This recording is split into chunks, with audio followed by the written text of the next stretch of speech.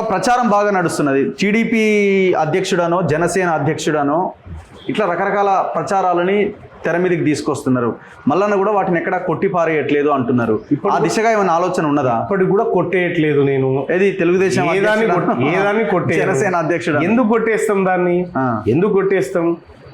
ఎవరో కొంతమంది ఊహించుకొని రాసినటువంటి అంశాల గురించి నేను డిబేట్ పెట్టి దాంట్లో అత్యంత విలువైనటువంటి మీ సమయాన్ని, మీ ఛానల్ సమయాన్ని కూడా దుర్వినియోగం చేసే ఉద్దేశం నాకు లేదు. ఫస్ట్ ఆఫ్ ఆల్ ఏంటంటే ఓ చర్చ జరుగుతున్నప్పుడు జరగని దానికి మంచి వచ్చేయడం మన గురించే చర్చ జరగాలనేది మన ఫార్ములా. సో కాబట్టి నేనేమంటున్నానంటే దేన్ని కూడా కొట్టేయట్లేదు, దేన్ని కూడా ఖండించట్లేదు. ఇప్పుడు ఒక అబద్ధం తయారైపోయి మన చుట్టూ తిరుగుతూ ఉంటే నువ్వు నాకు సమాధానం చెప్పాలంటే నేనెందుకు చెప్తా? నేను చెప్పే సమాధానం రాబోయే 3 సంవత్సరాలు బలమైన భీకరమైన బీసీ యుద్ధం చేయబోతాం. ఇప్పుడు కాంగ్రెస్ పార్టీ ముఖ్యమంత్రి స్వయంగా అసెంబ్లీలో ఆ నివేదికని ఆమోదించారు. మేమే చేస్తున్నాం, దేశంలో ఎప్పుడు జరగలేదు, భారతదేశ చరిత్రలో ఏనాడు జరగలేదు, ఇది నేను చేస్తున్నా, మా నాయకుడు చేస్తున్నాడు అని అంటున్నారు. మీరు ఆహ్వానించాల్సింది పోయి మీరు ప్రపంచంలో లేదంటే ఈ దేశంలో ఎన్నడూ ఇంత పరమ చెత్తగా జరగలేదు.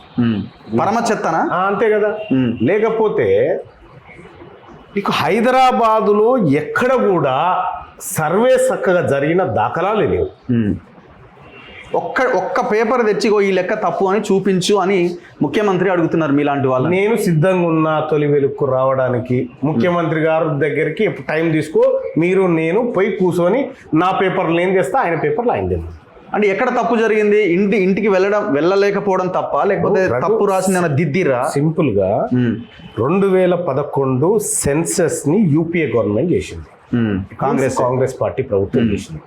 ఆ సెన్సస్లో ఉన్నటువంటి లెక్క ఆధారంగా 83,40,000 గృహాలు ఈ తెలంగాణ రాష్ట్రంలో ఉన్నాయని, ఈ ప్రాంతంలో ఉన్నాయని చెప్పి కాంగ్రెస్ పార్టీ యూపీఏ గవర్నమెంట్ చెప్పింది. సో ఇప్పుడు ముఖ్యమంత్రి రేవంత్ రెడ్డి గారు ఏం చెప్తా ఉన్నాడు? తెలంగాణ రాష్ట్రంలో 1,15,00,000 గృహాలు ఉన్నాయి, మేము 12,50,000 గృహాలను పూర్తి చేసినాం, ఇంకొక 3 లక్షల గృహాలు యాడ్ చేయాల్సి ఉందని చెప్పినారు. ఇప్పుడు ముఖ్యమంత్రి గారు చెప్పిన లెక్క ప్రకారం 1,15,00,000 గృహాలు. ఇప్పుడు 83,40,000 గృహాలకు 3,50,00,000 మంది ఉన్నారు. ఇప్పుడు కొత్తగా వచ్చినటువంటి గృహాలు ఏవైతే ఉన్నాయో దాదాపు ఒక 32 లక్షల గృహాలు ఉన్నాయి. సో ఇంటికి ఒక్కరినే తీసుకున్నా ఈ 3,50,00,000కి ఈ 32 లక్షలు కనీసం 3,80,00,000 కావాలి కదా. మరి ఎటుపోయినట్టు వీళ్ళంతా? రెండో పాయింట్, తెలంగాణ రాష్ట్రం క్యాస్ట్ సెన్సస్ ప్రకారం 2011 ప్రకారం తెలంగాణ రాష్ట్రంలో 44 లక్షల మంది మొత్తం ముస్లింలు ఉన్నారని చెప్పారు. ఇప్పుడు ఈ ప్రభుత్వం సర్వే చేసి మళ్ళీ 44 లక్షలే ఉన్నారని చెప్తాను. ఓకే, అంటే జనాభా ఎటుపోయినారు వీళ్ళంతా? ఇప్పుడు నేనేమంటున్నా, ఇప్పటికైనా సరిదిద్దుకునే ఛాన్స్ ఉంది. ఒక తప్పును కప్పిపుచ్చడానికి మరో కొత్త తప్పు చేయడమే తప్ప ఇంకొకటి. ఇంటెన్షనల్గా చేసిరా? ఇది ఇంటెన్షనల్గానే ఈడబ్ల్యూఎస్ కోటాను కాపాడుకోవడానికి, ఈడబ్ల్యూఎస్ కోటాలో ఎక్కువ మంది ప్రజలు ఉన్నారని చెప్పి చూపించుకోవడానికి ఆడినటువంటి. హైదరాబాద్ డెన్సిటీ పెరిగింది బాగా, మీరు ఢిల్లీ కానీ ఇంకో ఏ నగరంలో కూడా ఆ స్థాయిలో లేదు.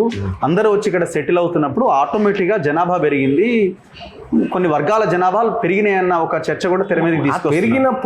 పెరిగినప్పుడు జనాభా మొత్తం పాపులేషన్ కూడా పెరగాలి కదా. మొత్తం పాపులేషన్ తగ్గిపోయి ఓసీల జనాభా పెరగడం ఎట్లా సాధ్యమవుతుంది?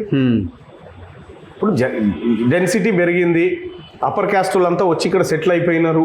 Okay, right. జనాభా పెరగడం అంటే ఎగ్జిస్టింగ్ జనాభాకి కొత్త వాళ్ళు యాడ్ కావడమే కదా. ఎగ్జిస్టింగ్ ప్లస్ కొత్త వాళ్ళు కలిస్తే 4 కోట్లు దాటాలి కదా. మరి ఆ లెక్క ప్రకారమే ఎందుకు ఆగిపోయినారు అక్కడికి? అంటే నేను ఒకటి ఏమంటా అంటే, రఘు, మీలాంటి వాళ్ళు మనలాంటి వాళ్ళు ఈ సర్వే గురించి ఓపెన్గా అందరికీ తెలిసిపోయినటువంటి అంశం గురించి పెద్దగా చర్చించకుండా ముఖ్యమంత్రి గారికి నేను రిక్వెస్ట్ కూడా చేస్తా ఉన్నా, పొరపాటు జరిగితే సరిదిద్దుకోండి, తప్పు కాదు, తప్పు లేదు అని నేను సూచన చేస్తాను.